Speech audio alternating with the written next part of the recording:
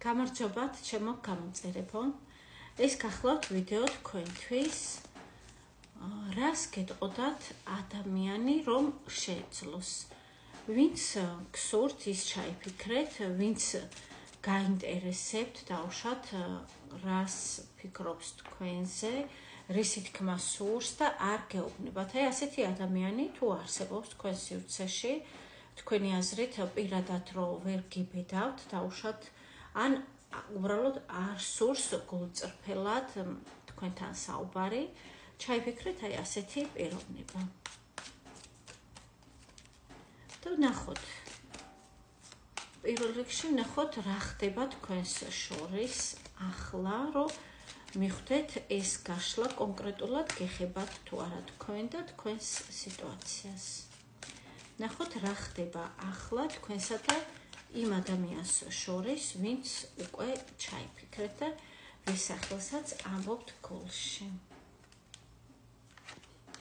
შეფასებონა ვიფიქრე, რომ შესაძლებელია თქვათ არ ჩაიფიქროთ სასიყვარულო პარტნიორი და ჩაიფიქროთ ვინმე სხვა ადამიანი, მაგრამ აქ მაინც სიყვარული ამოდის, აქ არის ემოციები, აქ არის უდიდესი პატივისცემა თქვენს მიმართ. ეს ადამიანი ძალიან, ასე ვთქვათ, პატივს გცემთ თქვენ, ან თქვენ მის თვალში ღირებული, ძვირფასი ადამიანი ხართ. თქვენ შორის ხდება ემოციების, ასე ვთქვათ,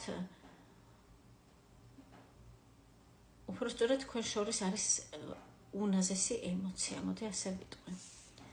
კარგით, თქვენი მხრიდან რა ხდება?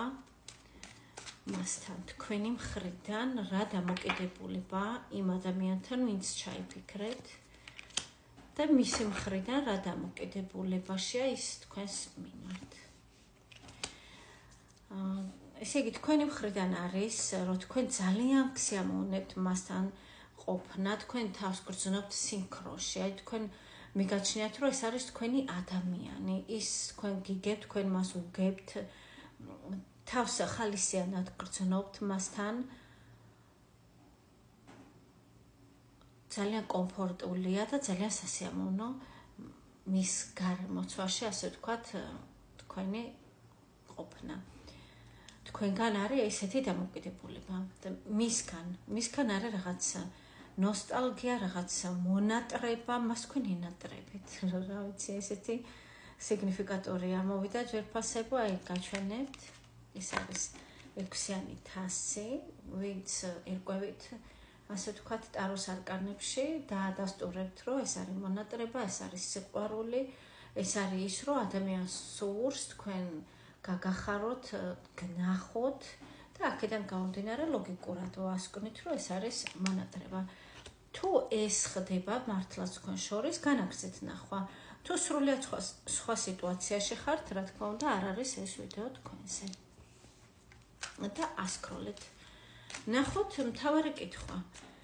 ვინც ამოიცანით თქვენი სიტუაცია, რომ შეეძლოს თქვენს მიერ ჩაფიქრებულ ადამიანს, რას გეტყოდათ ახლა თქვენ, მას რო გქონდეს ამის სითამამე და გაბედულება. ვერცად შემო.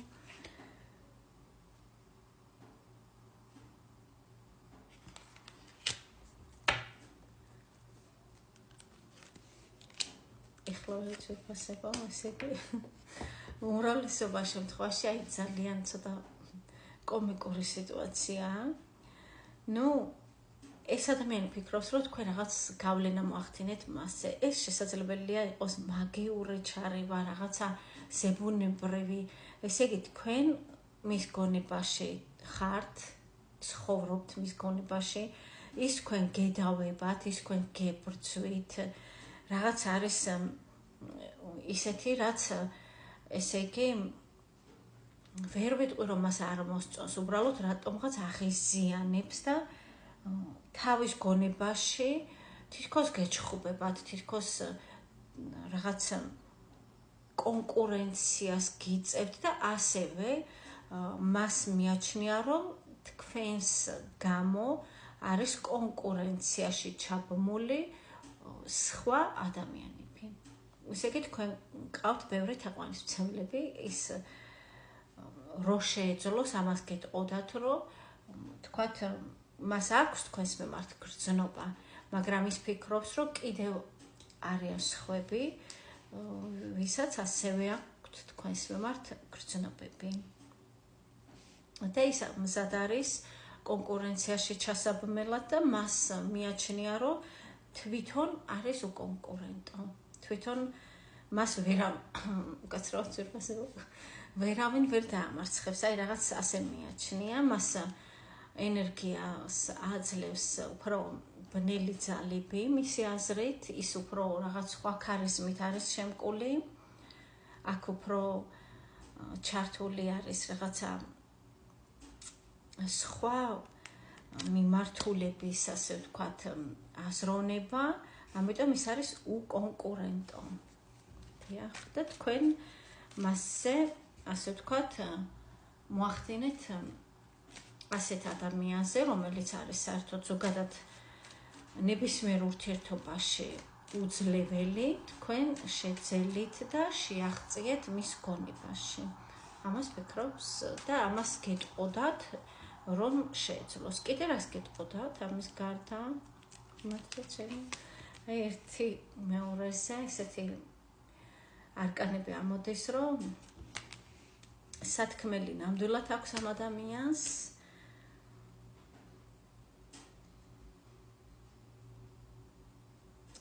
ნამდვილად და ესე იგი თქვენ მიაჩნიხართ ძალიან მიმზიდველი სექსუალური, ის ამას განიცდის და შეიძლება ითქვას რაღაც ცოტა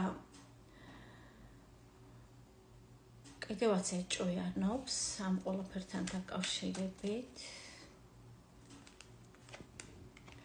რატომ? იმიტომ რომ თქვენ ასხივებთ რაღაც ფემინიზმს, თქვენ ასხივებთ იმას, რომ არ ხართ დამოკიდებული და მიჯაჭვული სასიყვარულო ურთიერთობაზე. თქვენ ხართ რაღაც დამოუკიდებელი, უფრო ორიენტირებული ხართ ფინანსებზე, ორიენტირებული ხართ რაღაც საქმიან ურთიერთობებზე. ამიტომ ეს მას შეიძლება ითქვას არ მოსწონს.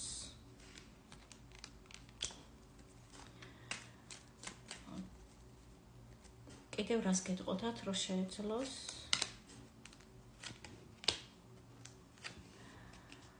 კიდევ ის ამბობს, რომ რადგანაც თქვენ ხართ ასეთი რაღაც დამოუკიდებელი და არ გსურთ, რომ სასიყვარულო ურთიერთობაში იყოთ, ამიტომ ის ირჩევს მარტობას, რადგანაც თქვენგან მოდის მხოლოდ სიცივე, თქვენგან მოდის მხოლოდ იცით როგორ ეს რაღაცა განკითხვა, თითქოს რაღაც განიკითხავთ, თითქოს რაღაც ჭკუას ასწავლით, ან რჩევებს აძლევთ, ან რაღაც თქვენგან